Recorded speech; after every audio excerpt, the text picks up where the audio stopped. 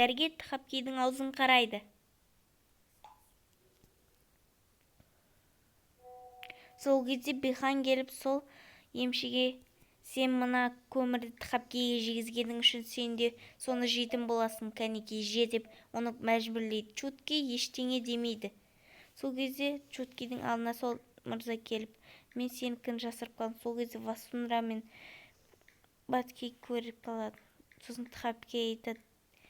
Сол кезде Тхапкидің бөлмесіне Чутки түтіндеткіш қойып кеткен болады. Тхапки бөлмесіне келгенде бөлмесінің бәрі түтіндеп кеткен соң ол жөтеліп айнаны ашады.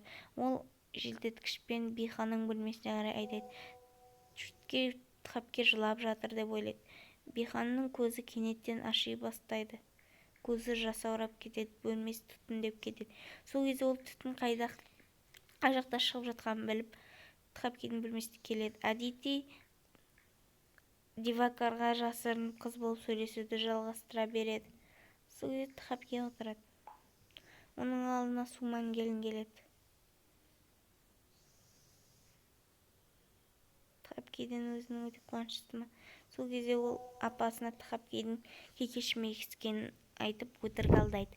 Сол кезде Бихан оны естіп қалып: Тхапки кекешім істедіңдер ме? Әлі Дивакар мен Адити сөйлеседі. Адитиге Дивакар барлық шындығын айтып береді. Ол кезде Арти орындап жатады. Сол записпен